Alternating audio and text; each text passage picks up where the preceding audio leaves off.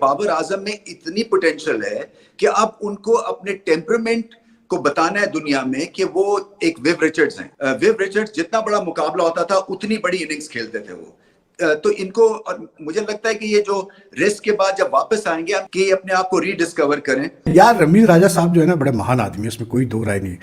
वो कहाँ Viv Richards और कहाँ बाबर आजम भाई, कहाँ दिल गुर्दा विव रिचर्ड्स का और कहाँ दिल गुर्दा बाबर का। अच्छा, रमीज राजा एक बहुत बड़ा नाम है पाकिस्तान क्रिकेट का और उनकी गुफ्तगू हमेशा से बहुत एक बड़े लेवल पर सुनी जाती है और उनका ये मानना है अगर बाबर आजम को सर विवियन रिचर्ड बनना है, लेकिन ये किसी के साथ कंपैरिजन करना, don't you think it's a kind of agenda? अरे मैं एक्सप्लेन करता हूँ। बाबर पाकिस्तान के नंबर 1 बैटर है। क्या परफॉर्मेंस है 2 साल में, बताएं प्लीज। 18 नाम के अच्छे प्लेयर है।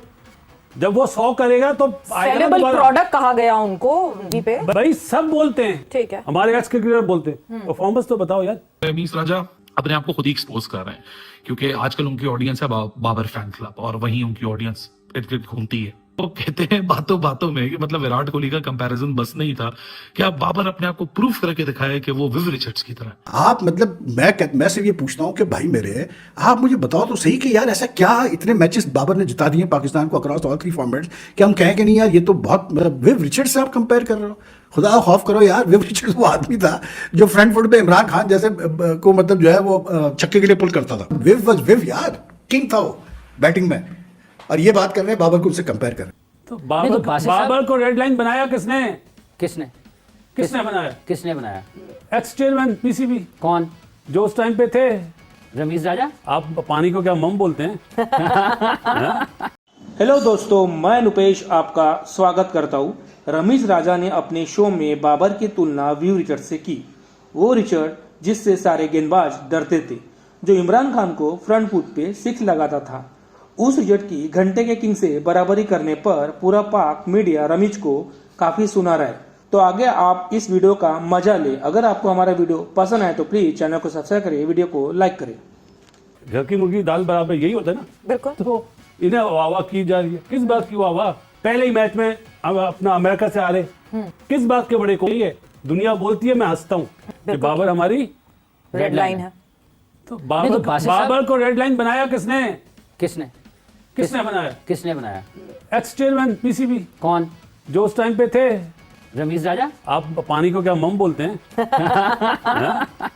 हाफिज साहब, रमीज राजा। बिल्कुल रमीज राजा साहब के टाइम पे बिल्कुल ये सब कुछ हुआ, मगर अभी तो बीबीसी को इंटरव्यू देते हुए उन्होंने तो अंडर द बस डाल दिया बाबर आजम को कि मैंने थोड़ी ये पिचेस बनाई थी, ये तो मुझसे कप्तान ने कहा तो मैंने बना दी थी वो हाईवे पिचेस। तो आपको लगता है कि रमीज साहब ने कुछ अपने दौर में गलत हिकमत अमली इख्तियार की जिसकी वजह से मुल्की क्रिकेट को नुकसान हुआ? रमीज भाई ने जब पिचेस बनवाई, ठीक, वो गलत पिचेस बनवाई। क्या वो 80s या 90s में खेले नहीं कि जब वेस्ट इंडीज आती थी तो स्पिन विकेट बनती थी?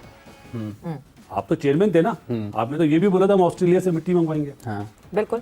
अगर वहां पे रमीज भाई बोलते ना तो स्पिन ट्रैक बनते। उन्होंने क्या बोला कि बाबर ने बोला, तो क्या बाबर इतना पावरफुल है कि वो चेयरमैन को बोला ऐसी पिचेस नहीं चाहिए मुझे? नहीं, तो उनके टेन्योर में तो इतना ही पावरफुल था बाबर। अरे मैं एक्सप्लेन करता हूँ। बाबर पाकिस्तान के नंबर 1 बैटर है। क्या परफॉर्मेंस है 2 साल में, बताएं प्लीज। 18 नाम के अच्छे प्लेयर है। जब वो 100 करेगा तो सेलेबल प्रोडक्ट कहा गया उनको जी पे। भाई सब बोलते हैं, ठीक है, हमारे एक्स क्रिकेटर बोलते हैं। परफॉर्मेंस तो बताओ यार। मैं उन बुजुर्गों में रहता हूँ सवेरा जो सुबह मुझे फजर के बाद पूछते हैं बाबर दोबारा आउट हो गया। यार रमीज राजा साहब जो है ना बड़े महान आदमी है, उसमें कोई दो राय नहीं। मतलब मैं जितना जानता हूँ रमीज को, आई जस्ट फील कि यार ही हैज टू रियलाइज कि Pakistan cricket does not revolve around 1 or 2 personalities. आपको जो है ये जहन से सोच निकाल देनी चाहिए कि बाबर आजम पे से क्रिकेट चल रही है। अभी अब सुनिए वो क्या कहा, आप सोचिए, इससे आप अंदाजा कर लें।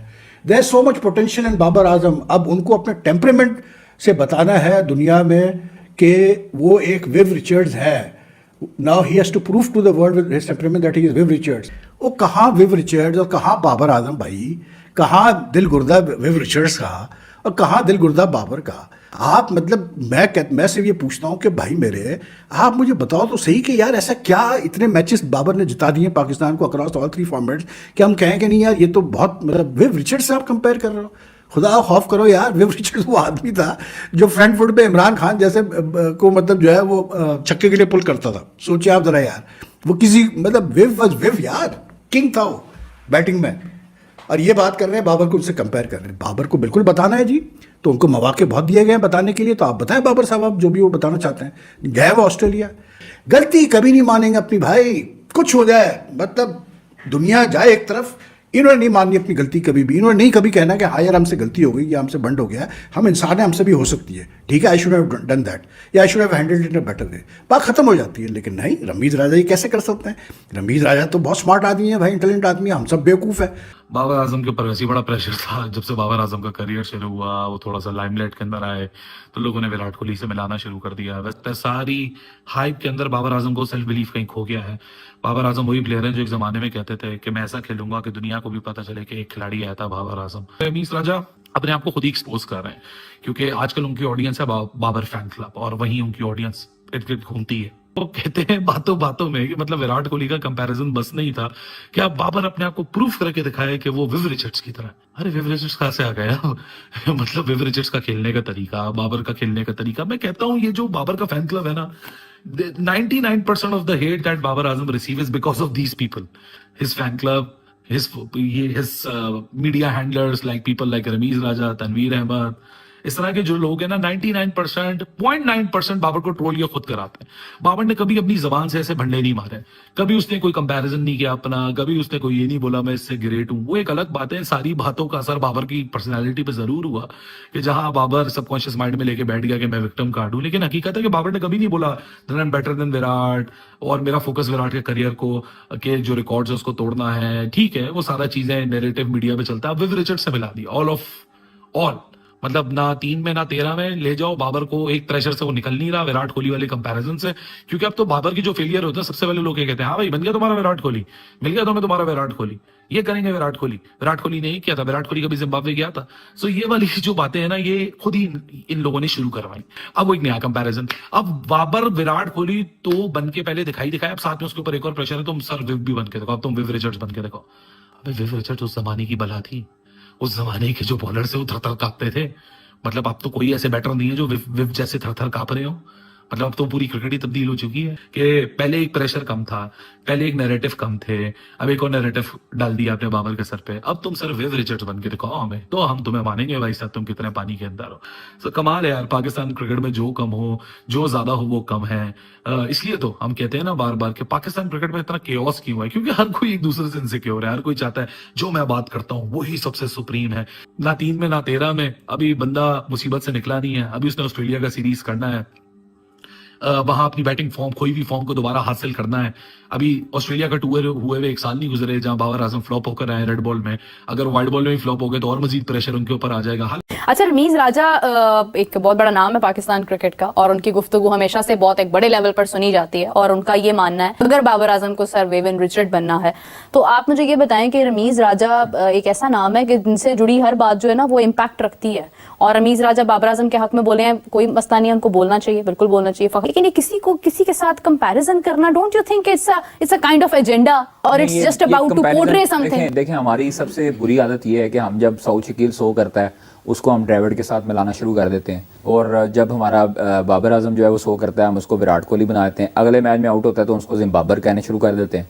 तो ये तो हमारा अलमी है कि हम लोग जो है वो चढ़ते सूरज को सलाम करते हैं। बाबर आजम को हुआ क्या है? किस चीज पे?